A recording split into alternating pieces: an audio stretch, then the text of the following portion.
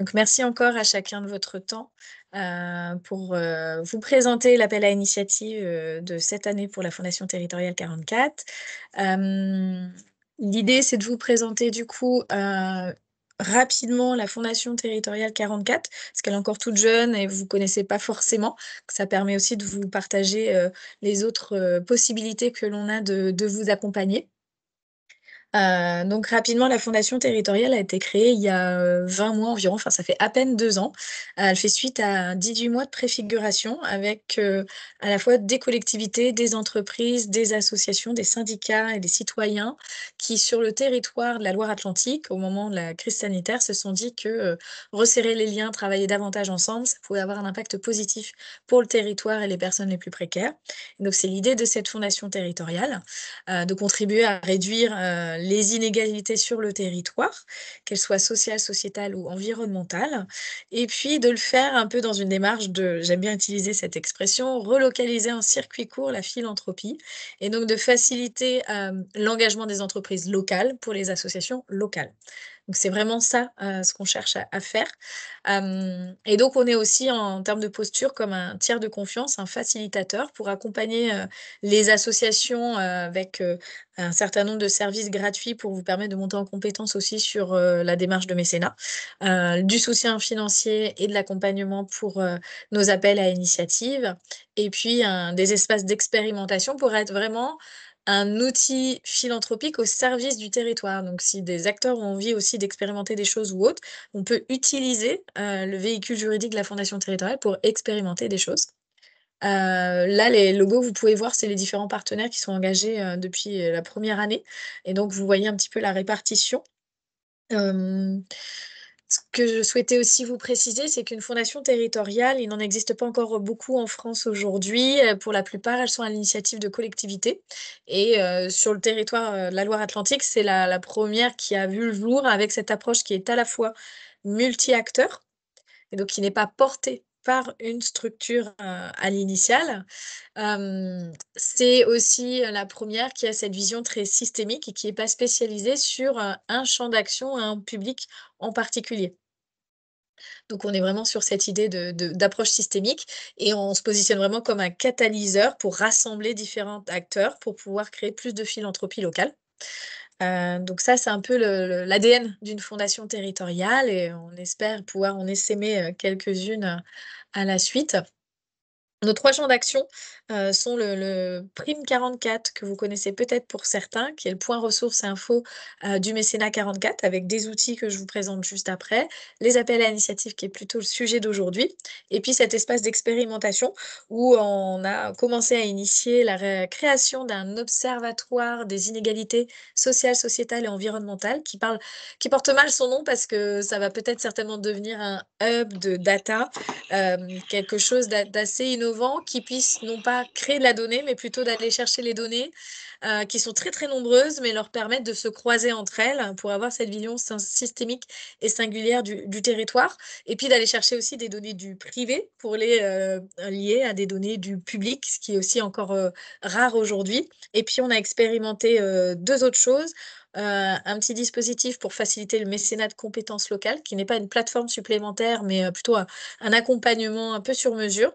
Il n'est pas encore lancé, là on l'a plutôt modélisé, on va aller chercher les financements pour pouvoir le lancer, donc on ne manquera pas de vous tenir au courant dès que ce sera le cas et puis la dernière chose, c'est qu'on a expérimenté aussi un appel à initiative dans un plus petit territoire qui est celui d'Erdre-et-Gèvres et donc il y a eu un petit appel à initiative en 2023 et il va être reconduit en 2024.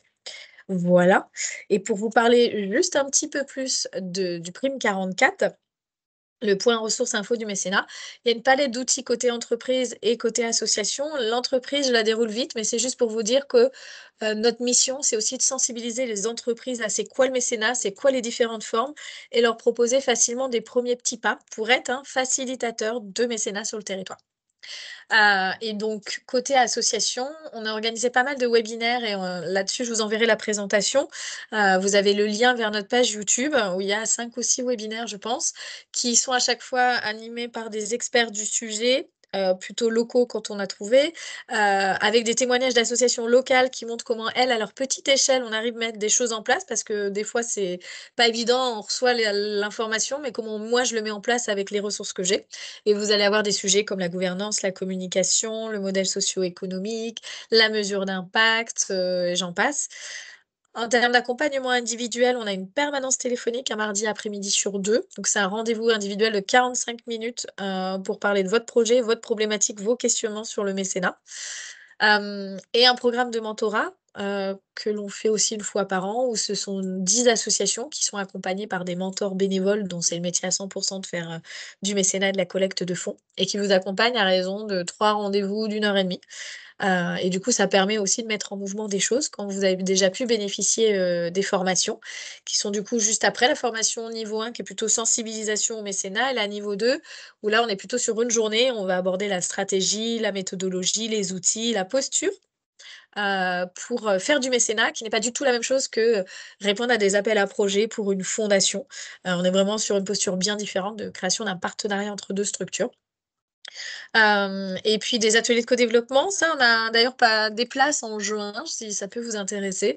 1 fois par mois, on propose à une association qui a une problématique autour de son modèle économique, de sa collecte de fonds, d'avoir, le bénéfice de contributeurs. Il y a, 6-7 participants qui viennent de tout horizon, des représentants d'entreprises, des consultants, des collectivités, des experts d'accompagnement d'associations et qui viennent, ben, vous permettre de prendre de la hauteur, de réfléchir à votre problématique sur un format one shot de 2 heures. Donc c'est la méthode, très structurée avec un animateur expert, de co-développement.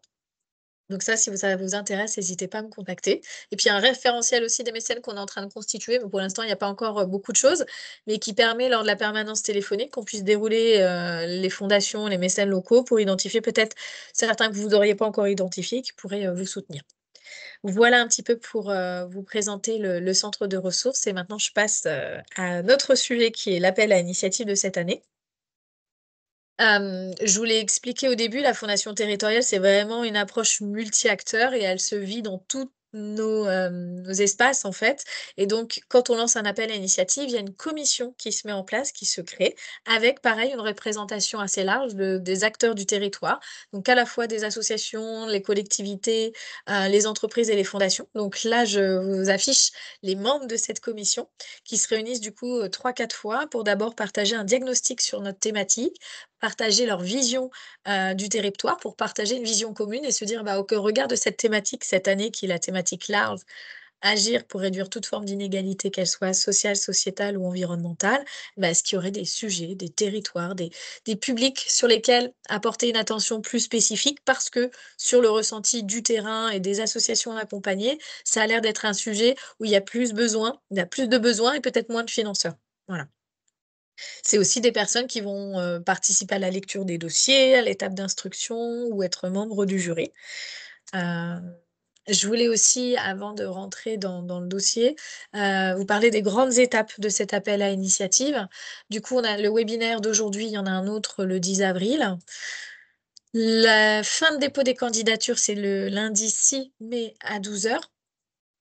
Du coup, on va lire toutes les candidatures. Il va y avoir 3-4 personnes à chaque fois qui vont lire les candidatures et donc il y a une troisième commission qui se réunit pour statuer sur les dossiers qui vont être présélectionnés, qui vont passer la 1re étape. Là-dessus, en général, le jour qui suit, vous êtes informé si votre candidature a été présélectionnée, pour l'étape d'après ou non. Donc on vous envoie un email et on a disposition pour, vous préciser pourquoi ça aurait été, non retenu. Ensuite, il y a toute une phase d'instruction. Cette phase d'instruction, c'est une, rencontre, on vient à votre rencontre et c'est un binôme, à la fois un expert de l'accompagnement associatif, on va avoir, ça peut être la FAL 44, les Écosolis, Passerelle et compétences, France Active, d'autres fondations qui ont l'habitude d'instruire, des dossiers et qui vont se retrouver en binôme avec un chef d'entreprise ou un représentant d'entreprise. Qui n'y connaît potentiellement rien, mais là et c'est notre posture de fondation territoriale, l'idée est de recréer du lien avec d'autres associations. Je vais vous donner un exemple parce que je l'aime beaucoup. Hem, Une instruction, ça a été, l'ex, directrice RSE de Moulin Rôti qui a fait une instruction, et dans son binôme, ils ont rencontré une association qui était à 5-10 kilomètres de chez eux. Donc déjà, elle a rencontré une association qui était localement très proche, qui recherchait du financement pour une machine à coudre et du tissu et qui finalement n'a pas été retenue dans le cadre de cet appel à initiative, mais Moulin Rôti, en fait, leur a donné la machine à coudre et le tissu. Et c'est ces liens-là qui permettent de créer d'autres relations, de faire du lien avec du mécénat de compétences, du mécénat en nature et c'est vraiment cette posture-là qu'on a en termes de fondation territoriale. Donc cette instruction apporte en général beaucoup, que ce soit aux instructeurs comme, aux associations, et c'est vraiment un échange que vous avez avec ces personnes-là. À la suite de l'instruction, il y a un débriefing avec les instructeurs en visio, et donc fin juin, rapidement, vous savez si vous passez à l'étape du jury. Et le jury, la date est déjà fixée, donc je vous invite, si vous souhaitez candidater, à vous assurer que vous êtes disponible, le 8 et 9 juillet. Hem Les résultats seront annoncés le lendemain, en général, ou le surlendemain. C'est vraiment on essaie de faire ça très, très rapidement. Par contre, l'événement annuel que l'on fait, pour annoncer plutôt grand public, les lauréats, sera le 10 octobre. Cet événement, pour vous en dire 2 mots, c'est l'occasion de faire venir des TPE-PME, des entreprises qui ont envie de s'engager sur le territoire, mais qui ne savent pas ou qui n'ont pas le temps d'aller identifier une association qu'ils souhaiteraient soutenir, qui se disent: «Beh, je vais pas avoir le temps de la suivre dans la durée. Est-ce que, comment je m'assure, du bon suivi ou autre?» Et donc nous, on vient apporter une certaine caution, de par tout le processus de sélection aussi qui est très collectif et c'est notre rôle vraiment qu'on souhaite jouer, c'est d'être, facilitateur de premiers petits pas dans le mécénat pour, les TPE-PME et donc ils viennent et ils peuvent écouter les pitchs, donc c'est, une séance de pitch de 3 minutes où il va y avoir un représentant des instructeurs qui sera à vos côtés, toujours pour aussi valoriser ces liens qui se créent et du coup, bah, une TPE-PME pourra identifier une association qui fait sens pour elle et décider de vous soutenir. Donc ça passera par la fondation territoriale, mais ça rentrera dans le soutien avec l'objectif, bah, que ces mécènes vous soutiennent dans la durée et donc en fait, les premiers dons pour vous donner des exemples très concrets peut être de 500 €, ça peut être, 3 000 €, c'est plutôt les dons moyens des TPE-PME et donc s'ils décident de vous soutenir, l'objectif c'est qu'ils vous soutiennent sur 3 ans et donc vous pouvez avoir en tant que lauréat la dotation garantie par la fondation territoriale la première année et puis la deuxième année avoir, 2 000 €, puis 2 000 € encore l'année suivante. Voilà. Donc ça, c'est aussi ce qu'on essaie de mettre en place en tant que facilitateur, de mécénat. Hem, pour parler un petit peu de la thématique très large, 1 année sur 2, on a à cœur de faire cette thématique-là parce qu'on croit beaucoup à l'approche systémique, que tout est lié. J'aime beaucoup dire que quand je mange, j'agis sur mon environnement et j'agis sur ma santé. Donc il est important qu'on puisse limiter le nombre de cases et faciliter l'émergence de projets systémiques.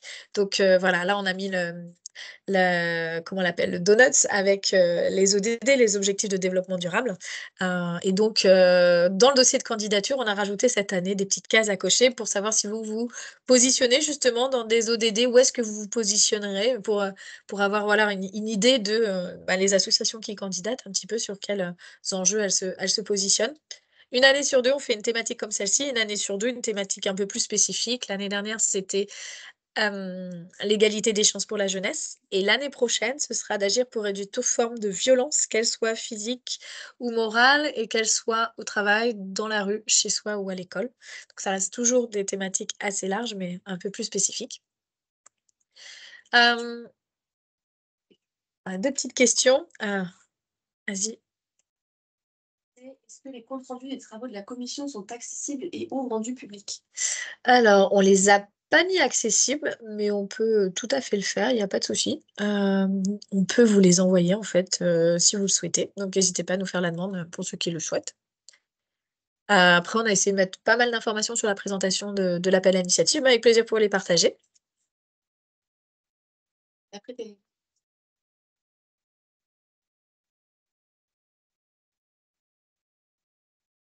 Oui, oui, c'est un événement alors qui est davantage pour que les lauréats viennent pitcher, et que des mécènes viennent pour pouvoir, les soutenir. Mais c'est aussi un moment où tous les partenaires de la fondation territoriale viennent se réunir. C'est un beau moment d'échange. On essaye juste qu'il y ait un équilibre entre représentants entreprises et représentants associations pour que ce soit vraiment un événement pour, faciliter le mécénat pour les entreprises locales. Heu, du coup, si je reviens sur la présentation, là, je voulais juste vous dire un mot sur, la zone géographique sur la Loire-Atlantique, notamment dans le partage, du diagnostic de territoire avec les membres de la commission et je profite de saluer Émilie, Rogier qui est présente et qui est membre de la commission. Je la vois pas là, mais je sais qu'elle est présente. Hésite pas Émilie si tu souhaites prendre la parole à un moment. Et hem et du coup, ce qu'on a identifié quand même, c'est qu'il y avait des zones plus, spécifiquement, carencées sur le territoire et moins soutenues. Et là, sur la carte, en fait, vous pouvez tracer une ligne qui va de Châteaubriand jusqu'à la presqu'île de Guérande. Clairement, ça, c'est une zone où on a identifié qu'il y avait beaucoup plus de besoins et moins de soutien. Après, le secteur rural, d'une manière générale, est beaucoup plus isolé, et il y a beaucoup moins de soutiens qui sont accessibles. Donc, c'est certainement des attentions plus fortes qu'on portera sur, les dossiers qui sont sur, ces zones-là prédéfinies. Voilà. Et pour aller plus spécifiquement du coup dans le dossier de candidature et les conditions d'éligibilité, vu qu'on est une fondation, on est vraiment dans le cadre du mécénat et donc l'association doit être d'intérêt général. Le rescrit fiscal n'est pas obligatoire pour les associations, donc on ne le rend pas obligatoire.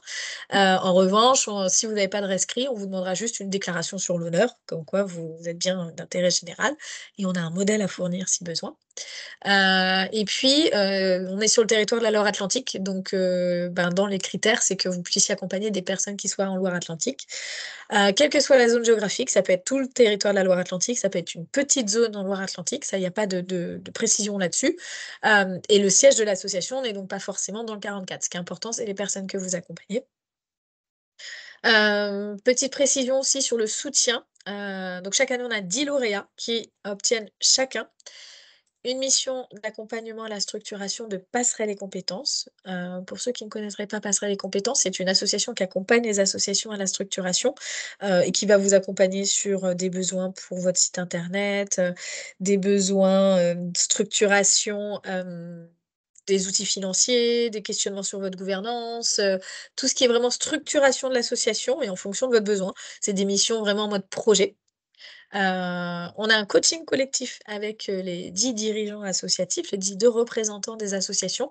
Donc il y a 6 séances où vous vous retrouvez, ben, une après-midi tous ensemble. C'est l'occasion de créer des plus de réseaux et de liens entre vous, mais aussi de permettre aux dirigeants associatifs qui a souvent la tête dans le guidon, travaille beaucoup dans l'urgence, d'avoir aussi du temps pour lui, pour prendre de la hauteur, pour être meilleur manager, meilleur communicant et l'accompagner justement dans sa démarche de dirigeant associatif. Il y a un accompagnement individuel de 3 ans. Donc ça, c'est moi qui opère, le rendez-vous individuel et ce rendez-vous, il est pas rythmé, il est à votre demande parce que l'idée, c'est que ce soit au service de vos besoins. Et pour le coup, là, l'idée, c'est de vous accompagner à la fois sur, des liens avec des acteurs du territoire, répondre à vos besoins en compétences, en nature et vous accompagner là-dessus. Et puis, il y a la dotation qui est identique pour chaque association et qui, cette année, sera entre 7 et 10 000 €, parce qu'on est, toujours à la recherche de notre, grand mécène. Voilà et donc vous voyez bien ici que, chacun des lauréats en fait, c'est pas qu'une dotation financière.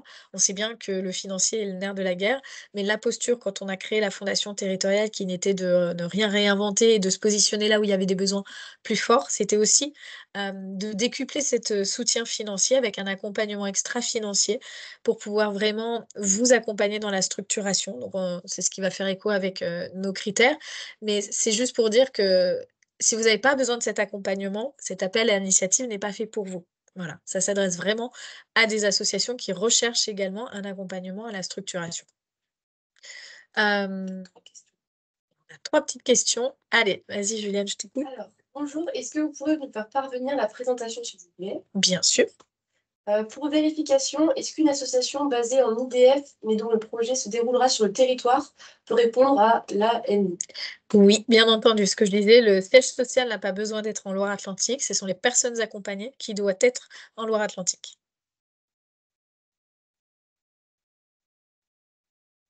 Oui, complètement. On les a pas remis les critères? Ah, même pas. Nos 3 critères, sont, l'approche systémique, la preuve de concept et l'innovation sociale et ce sont en effet, 3 critères cumulatifs et donc les conditions d'éligibilité sont aussi, cumulatives. Ça oui. Hem et je voulais aussi, si vous avez besoin, on peut carrément ouvrir le dossier de candidature si certains se sont déjà lancés et ont des questionnements sur des questions particulières.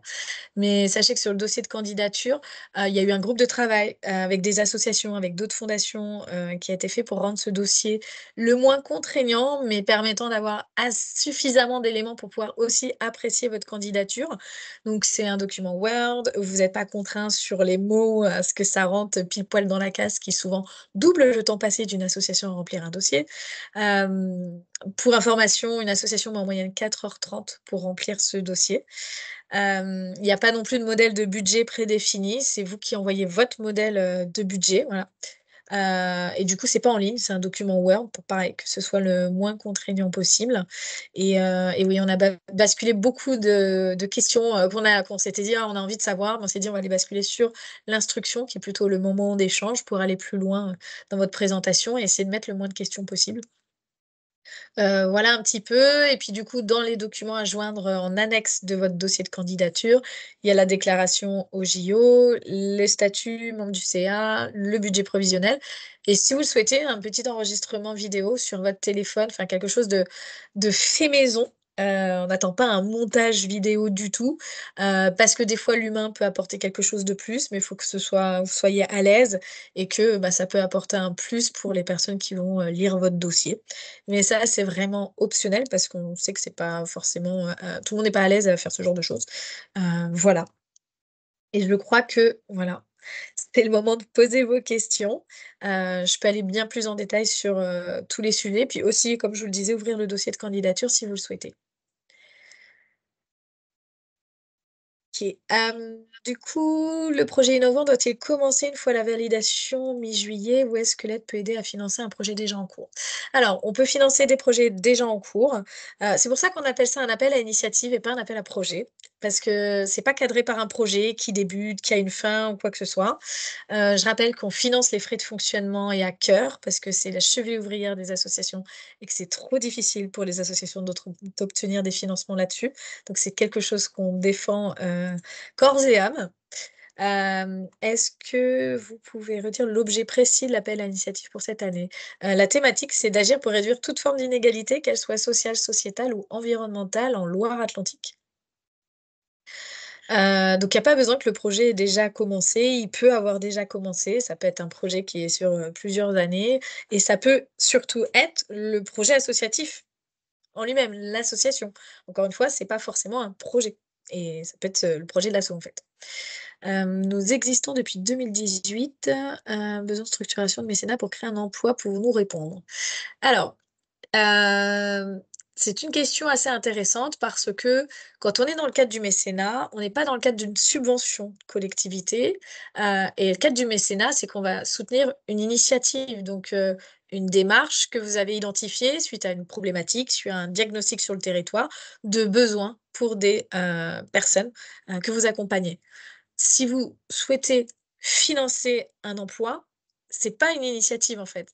C'est vous êtes sur enfin, c'est pas ça que vous allez défendre dans votre projet.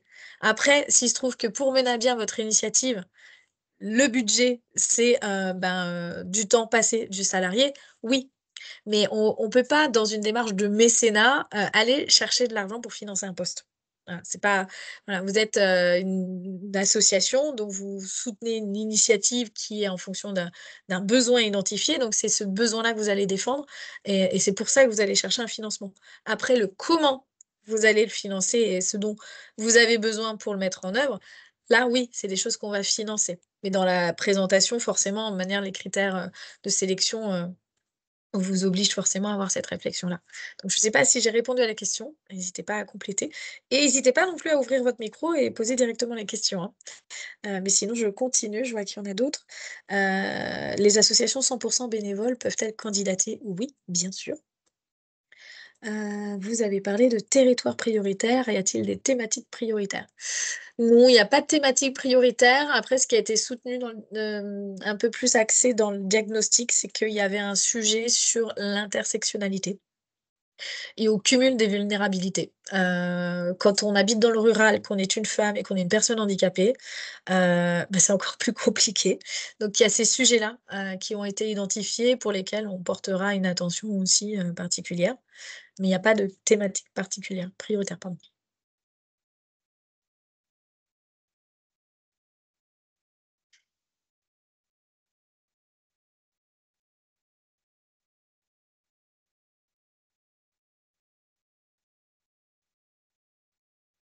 Hésitez pas, même si c'est des questions très précises. Vraiment, Une j'insiste, c'est le moment. une question très précise, j'ai pas compris. Alors, donc on cale la journée du 10 octobre, mais les journées du 8 et 9 juillet, c'est quoi qu'est-ce qu'on doit faire sur ces journées-là? J'ai pas compris. Alors, je vais revenir sur l'agenda.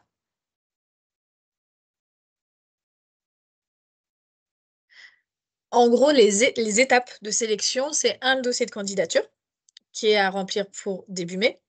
Ensuite, il y a une phase d'instruction où il y a un binôme qui vient chez vous pour vous rencontrer. Ça, c'est l'étape 2. L'étape 3, c'est jury final qui est le 8 et 9. Donc là, vous avez un passage de 20 minutes où vous présentez votre projet. D'accord, Et ça, d'accord. c'est l'étape finale, le jury. Ok, ok, ok. L'événement du 10 octobre, c'est vraiment un événement pour valoriser les initiatives et les lauréats qui sont soutenus et les Mm. présenter à des mécènes qui ne Mm. sauraient pas quelle association soutenir pour voir comment aller plus loin et donner à voir des associations qui sont soutenues par la FT44 pour que des TPE, PME, d'autres mécènes puissent vous soutenir en plus. D'accord, je comprends mieux. Donc le 8 et 9, on est devant le jury de tous ces gens-là ou une partie, j'ai pas compris, une partie des gens. C'est une bonne question. Le jury final, non, c'est pas du tout toute la commission, c'est, je sais plus, alors Juliane, j'ai oublié de vous présenter Juliane qui est en stage à la FT44 et qui est, chargée de mission de l'appel à initiative. Donc, quand vous avez des questions, des choses comme ça, des échanges et tout au long du processus, ce sera elle votre interlocutrice. Donc, je suis ravie de vous la présenter. Donc Juliane, sur le jury, on a combien de personnes? C'est 4, 5? 5. 5 personnes. On a un représentant d'une fondation, un représentant d'une entreprise, d'une collectivité, d'une association et un citoyen. Donc il y a 5 personnes. On est toujours dans cette perspective d'être multipartie prenante. Et cette année, on va supprimer les tables. C'est juste pour dire qu'on essaye de rendre ces moments-là les plus agréables, même s'ils ne sont pas forcément agréables. Et voilà. Donc l'idée, c'est aussi de vous mettre à l'aise pendant ces moments-là. Merci.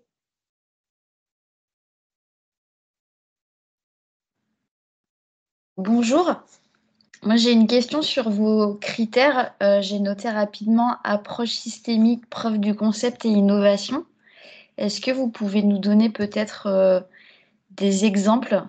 Parce que moi je suis pas sûre de comprendre derrière ce vocabulaire ce qui est attendu par la Fondation territoriale. Oui, on l'a présenté un peu plus en détail sur, le site internet. Je vais vous le partager en même temps. Hem,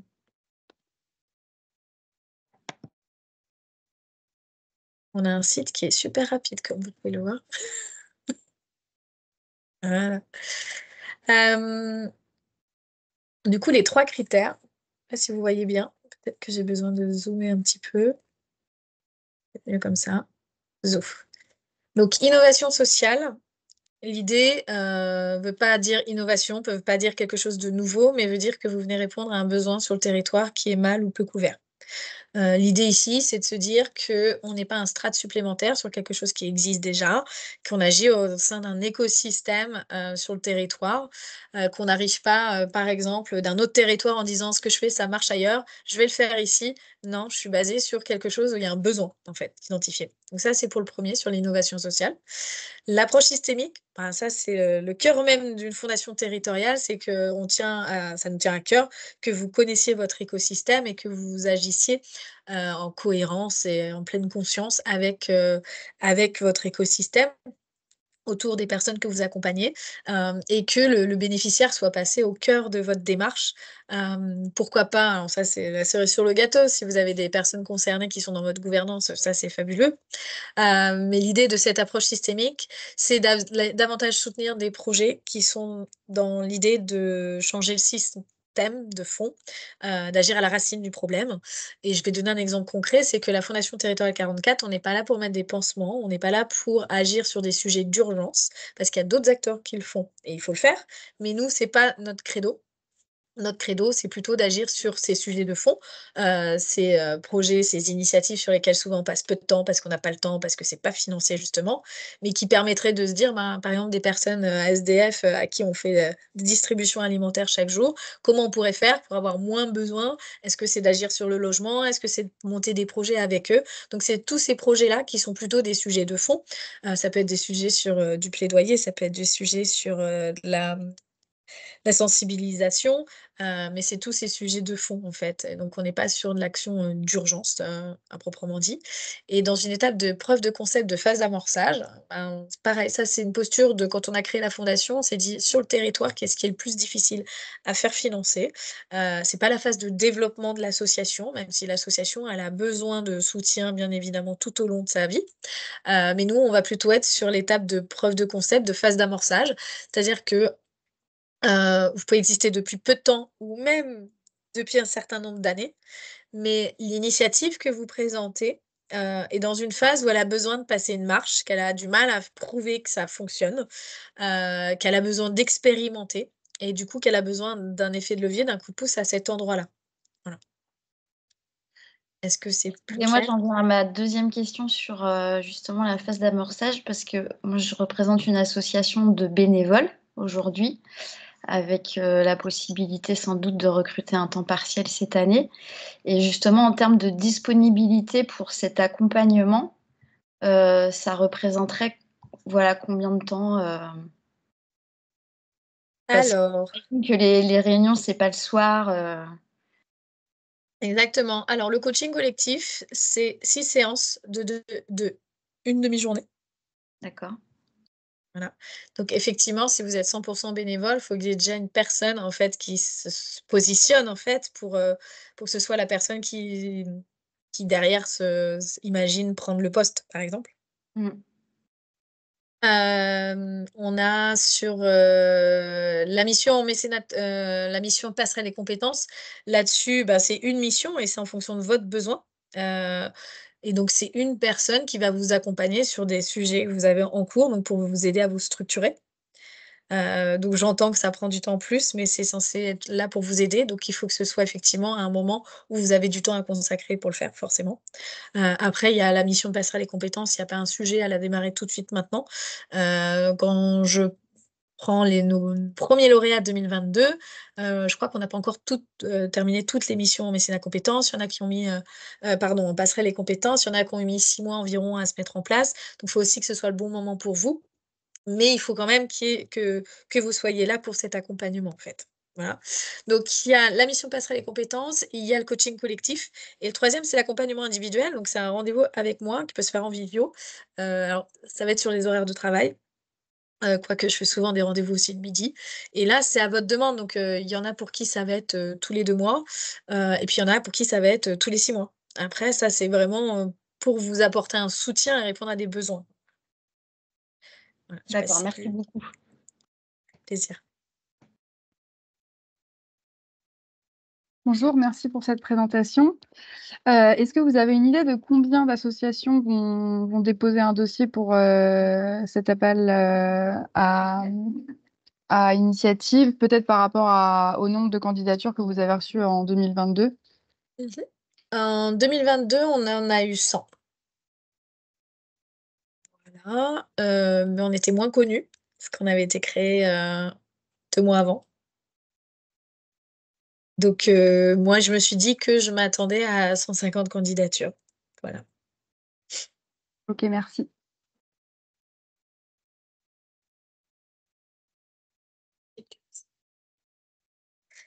Est-il possible de faire les séances de coaching collectif en visio? Non, ça, c'est pas possible parce que c'est vraiment du temps très personnel de partage, donc ça se fait en physique. Peut-on candidater en étant un organisme mutualiste privé à but non lucratif? Alors, je connais pas du tout ce statut-là, parce que but non lucratif, ça veut pas dire forcément d'intérêt général. Et moi, le premier l'idée, c'est d'être d'intérêt général. Et je pense pas après avoir, parce que du coup, c'est quelque chose de très précis. Mais comme on est dans le cadre du mécénat, c'est une structure d'intérêt général à but non lucratif. Donc, il faut d'abord être structure loi 1901. Du coup, ça, on peut en reparler en individuel. Est-il possible de prévoir un temps d'échange dans les semaines à venir pour vous exposer la situation et notamment échanger sur les critères et l'accompagnement prévu? Alors non, c'est pas possible parce que je ne peux pas faire 150 rendez-vous individuels, j'en suis navrée. À la Fondation territoriale, je suis la seule salariée, donc c'est juste pas possible. Oui. C'est pour ça qu'on a organisé ces webinaires où vous puissiez poser vos questions. Voilà. Est-ce que j'ai loupé des questions?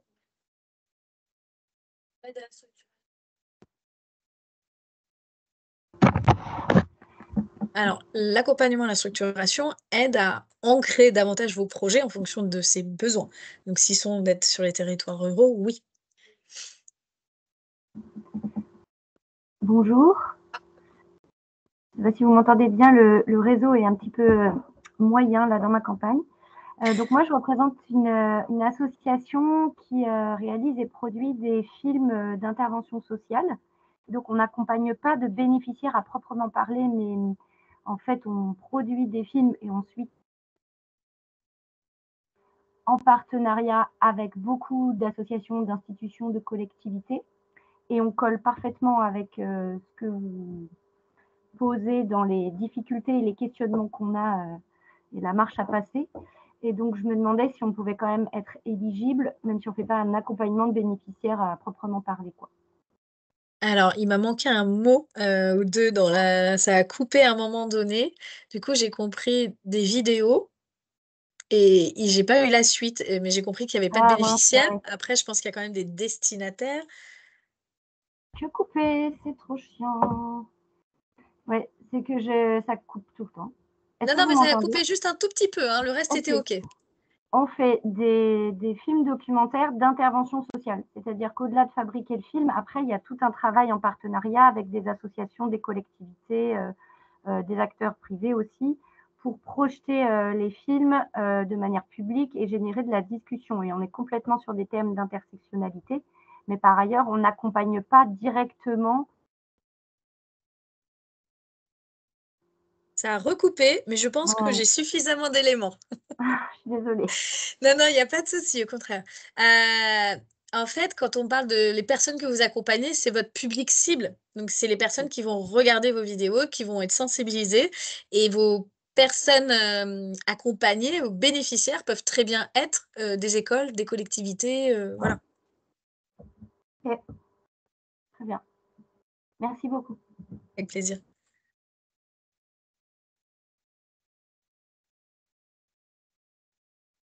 Alors, si je comprends bien, il est envisageable de candidater pour le financement du projet associatif d'un centre socio-culturel. Oui. Oui, oui, oui. Si vous êtes, vous répondez aux critères, d'éligibilité et aux critères de sélection, oui, oui, oui.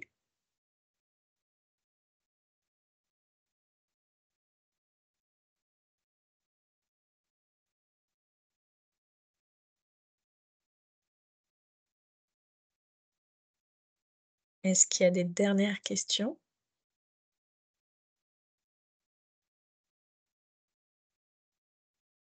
Qui peuvent être encore une fois très précises. Excusez-moi, les zones concernées, là, c'est sur le site internet, hein, les Comcom et tout ça? On le retrouve Non, là? on l'a pas mis parce que c'est pas un critère vraiment. C'est juste des Ok, points d'attention qu'on a identifiés, ok. avec la commission, mais c'est pas du tout un critère et donc on l'a volontairement pas mis pour pas que derrière vous puissiez vous dire: «Ah ben non, je suis pas dans cette zone-là», donc voilà. D'accord. Bah, c'est vrai que nous, ça nous intéresse parce que comme à la Compagnie de la Lune Rouge, on travaille avec l'ADRAC sur ce qui s'appelle les PTC. Ouais. PCT, pardon. Du coup, ça m'intéressait de joindre en fait les deux cartes. Voilà. Faites Si on en peut les- fonction vraiment de vos besoins à vous, à quels besoins. Si vous avez identifié des besoins sur le territoire, c'est que c'est là au bon endroit. Vous n'avez pas besoin de les faire corréler. Nous, on est vraiment sur le 44. Ok.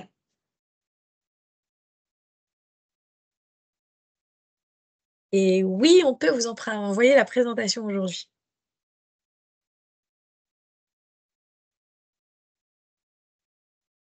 Et on rajoutera une petite slide avec les 3 critères.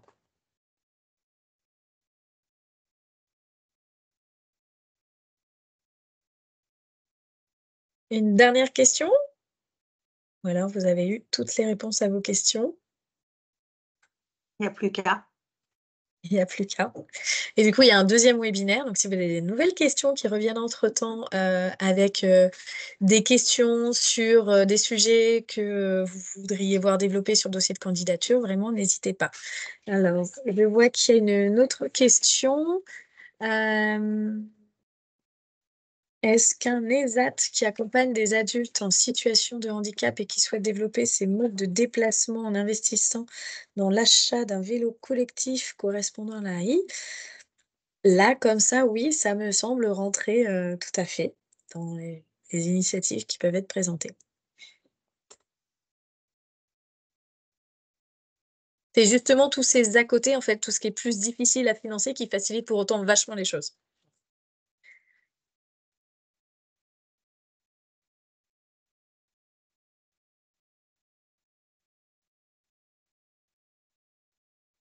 Bonjour.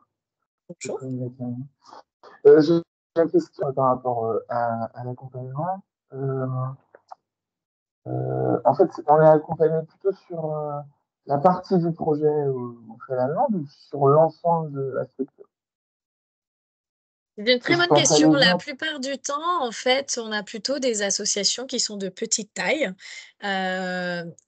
Qui sont en phase d'amorçage et où il y a pas beaucoup de salariés. Alors des fois, au bout d'1 an, il y a beaucoup de salariés. Mais du coup, souvent, c'est le projet associatif et l'association et donc le dirigeant dans sa globalité qui est accompagné. Après, il arrive que l'on ait, quelques, grosses associations. Je pense, par exemple à, Parrain par 1000 ou les PEP Loire-Atlantique Anjou. On était sur un projet, très, très spécifique expérimental. Et bien là, par exemple, ça a plutôt été sur le projet que l'on a accompagné.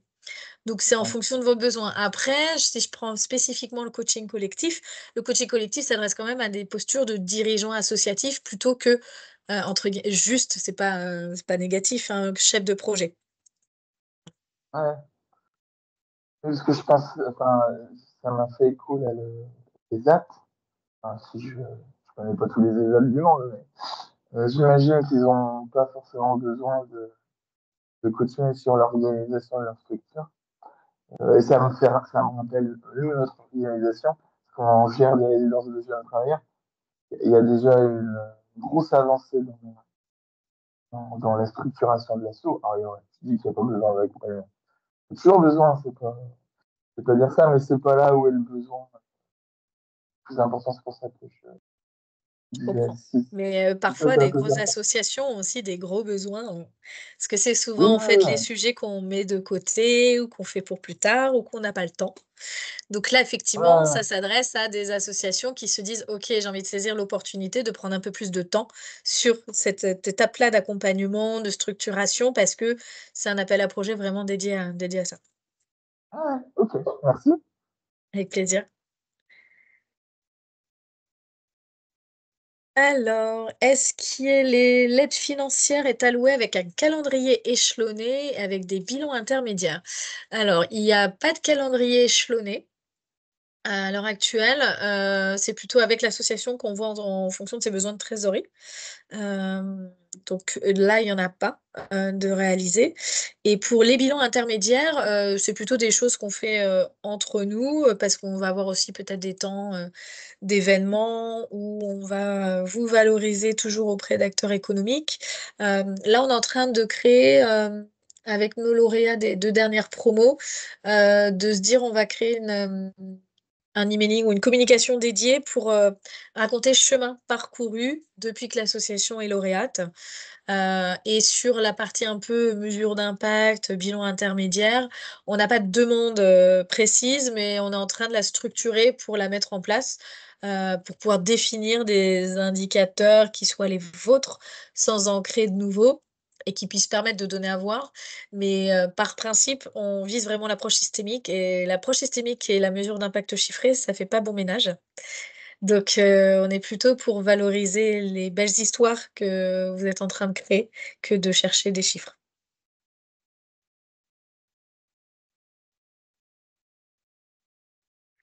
Du coup, votre subvention peut-elle financer du matériel? Alors 2 choses, ce n'est pas une subvention. Une subvention, c'est réservé à une collectivité. On est sur subvention publique, ça va ensemble. Là, on est sur du mécénat et est-ce que ça peut financer du matériel? Oui, mais c'est dommage parce que c'est plus facile de trouver des structures qui vont financer du matériel que des structures qui vont financer les ressources humaines. Donc, tant qu'à faire, présentez-nous plutôt des initiatives où vous avez besoin de financement des ressources humaines. Mais sinon, oui, oui, ça peut financer du matériel.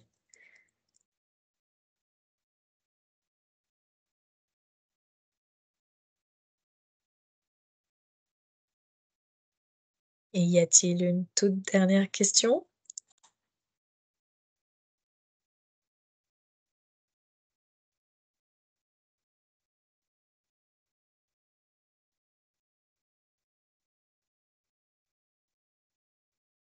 Eh bien, s'il n'y a plus de questions, je vous remercie beaucoup. Je vous souhaite, bon courage dans la rédaction de la candidature. N'hésitez pas à revenir au prochain webinaire si vous avez des nouvelles questions. Et puis, ben, on a hâte de lire vos candidatures. Merci. Bonne journée. Bonne journée à vous Merci aussi. beaucoup. Bonne journée. Au revoir. Merci Au beaucoup. revoir, bonne Merci journée. beaucoup, au revoir.